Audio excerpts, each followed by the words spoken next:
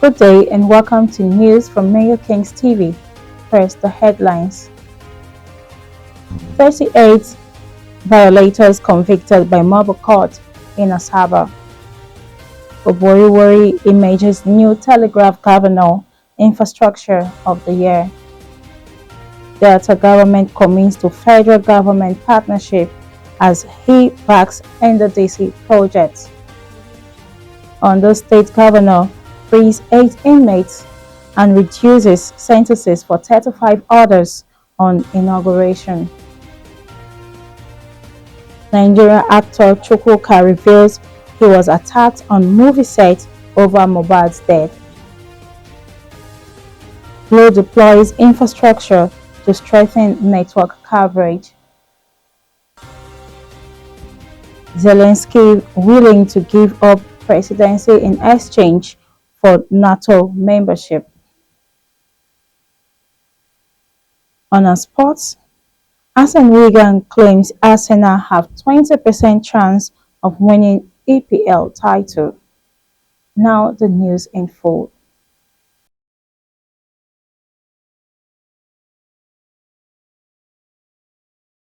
The Delta State Capital Territory Development Agency DSCTDA Environmental Task Force held a court session yesterday, the 23rd of February, convicting 38 individuals for violating the state's environmental sanitation laws.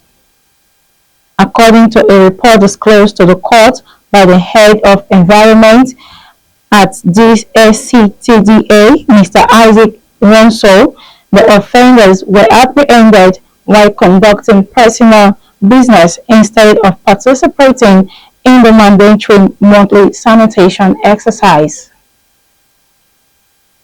He further stated that the offenders had breached the state's environmental sanitation laws and urged the court to impose appropriate sanctions to serve as a preventive to others.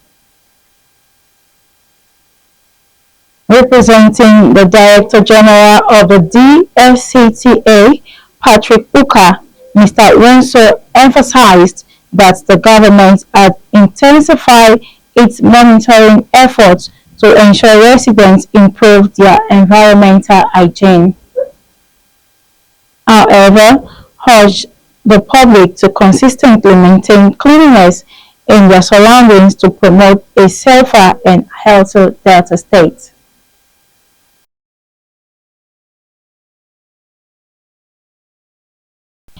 In recognition of his administration's remarkable contribution to infrastructure development in state, Delta State Governor Right Honorable Sheriff Oborevwori has been honored as Governor of the Year Infrastructure 2024 by the New Telegraph Newspaper. This follows a similar recognition by THISDAY and Arise Media Group for fiscal discipline and infrastructure. The award was presented during a grand ceremony at Oriental Hotels, Lagos. Representing Governor Oborevwori at the event, Deputy Governor Samonde Oyeme emphasized that the award reflects the administration's strong partnership with the people of Delta State in delivering democratic dividends. He further stressed that Delta State progress extends beyond infrastructure to education, healthcare, agriculture, and human capital development. Recalling that Delta remains the only state with 4 well-functioning public universities and has continued to invest in strengthening the education sector. Similarly, the health sector, which is undergoing significant improvements, including the construction of College of Health Technology in Oborevwori.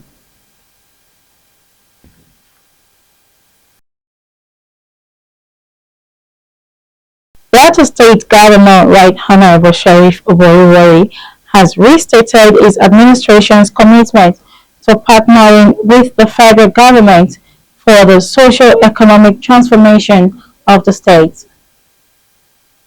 Speaking through the Commissioner for Works, Highways and Urban Roads, Comrade Ruben Izeze, at the inauguration of the constructed 9.6-kilometer Abraka Urban Road and the flag-off of the reconstruction of failed portions of the Abraka Agbo Road Phase 1 in Ethiopia's local government area, the governor emphasized that his government remains dedicated to working with President Bola Tinubu's administration to the overall development of Delta State.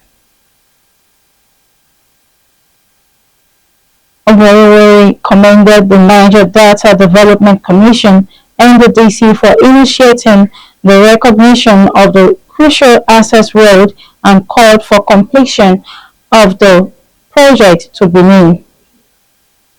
He reaffirmed Delta State believes in the success of the federal government, noting that the progress of the nation's leadership translates into the success of subnational government.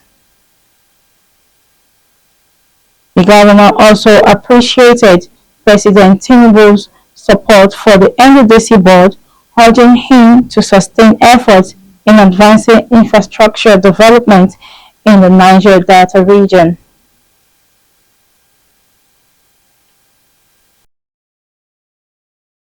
The Ondo State Governor, Lucky Aiyedatiwa, on Monday marked a swearing-in with a bold act of clemency, granting freedom and reduced sentences to 43 prisoners.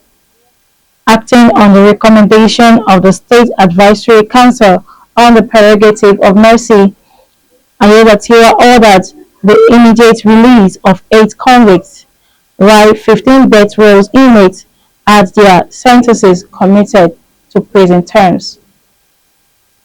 Another 27 life sentences were granted reduced jail terms. This was according to a statement disclosed by the Chief Press Secretary to the Governor, Ebenezer Adeniyi. The move, along with Aiyedatiwa's broader judicial reforms, as its inauguration, also carries deep personal significance. However, the statement concluded that with his second term officially underway, Aiyedatiwa has set a clear tone of a government focused on justice, fairness, and second chance.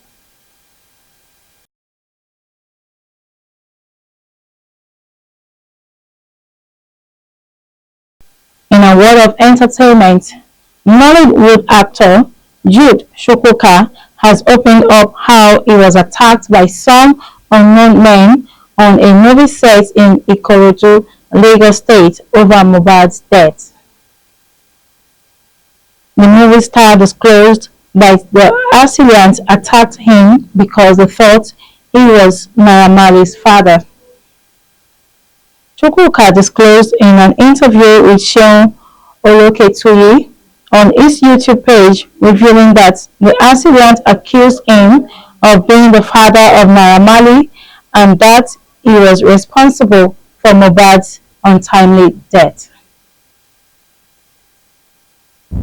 Also, it was reported that Omowumi Aloba, widow of the late Nigerian music star Mohbad, has claimed that she is the most bullied widow in Nigeria. She stated that her father-in-law, Joseph Aloba, is bullying her and turning many people against her by demanding a DNA test for her son, Liam.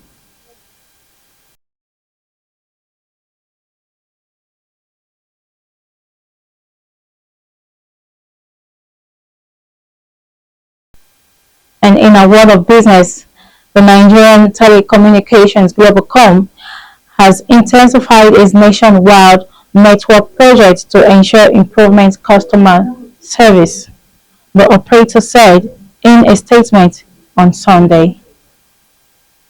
According to the company, The current phase of network upgrade, which began last year, involves nationwide rollout of new sites and upgrade of existing ones to ensure high speed and enhanced data experience to a growing number of Nigerians.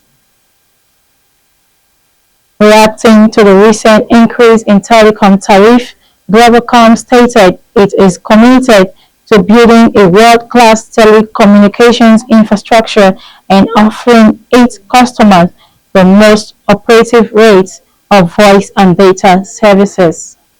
It added that the network upgrade entails the entire scope of telecoms infrastructure upgrade from the core network to access network, transmission and IP network, fiber network, metro access, and backbone infrastructure, as well as passive equipment expansion like power and environment.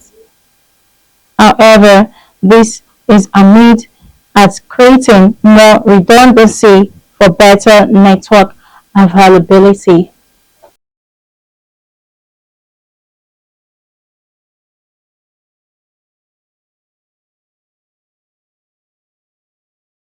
In our foreign news, Volodymyr Zelensky said he is willing to give up his presidency in exchange for peace ahead of the third anniversary of Russia's full-scale invasion of Ukraine.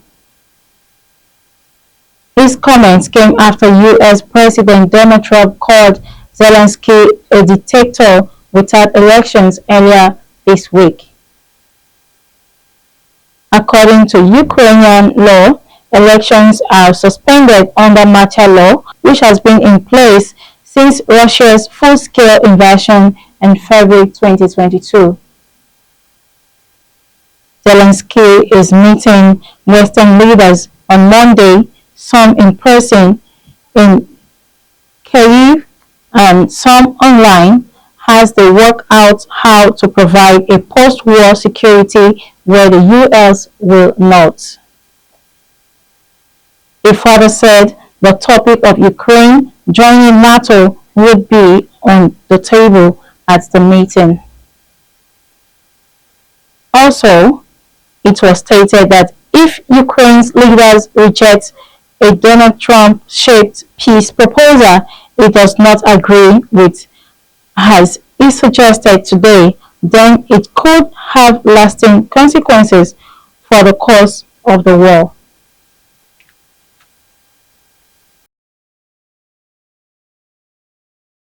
In our water sport, former Arsenal manager Arsene Wenger has assessed the Gunners' title chances, stating they have a generous 20% shot at lifting the English Premier League APL trophy. Arsenal had the opportunity to close the gap on leaders Liverpool after the Reds dropped 4 points across 3 games. However, Mikel Arteta's side failed to capitalize, suffering a home defeat to West Ham on Saturday. Their EPL title hopes took another hit as they watched Liverpool strengthen their position at the top of the table, with Mohamed Salah scoring and assisting in a crucial 2-0 victory over reigning champions Manchester City. With that result, Liverpool moved 11 points clear of second-place Arsenal, though they have played 1 more games. Also, Arsene Wenger, speaking on beIN Sports during halftime, acknowledged that Arsenal's hope of winning the EPL titles are fading.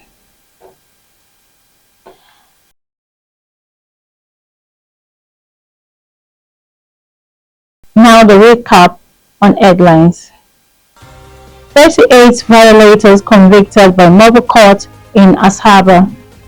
Oborevwori emerges new Telegraph Governor, Infrastructure of the Year. Delta government commits to federal government partnership as he backs NDDC projects. Ondo State Governor free 8 inmates and reduces sentences for 35 others on inauguration. Nigeria actor Chukwuka reveals he was attacked on a movie set over Mohbad's death. Blow deploys infrastructure to strengthen network coverage. Zelensky willing to give up presidency in exchange for NATO membership. Arsene Wenger claims Arsenal have 20 chance of winning EPL title. I am Queen Success Benjamin. Here is the news edited by Tamiela Emanuela. Thanks for watching.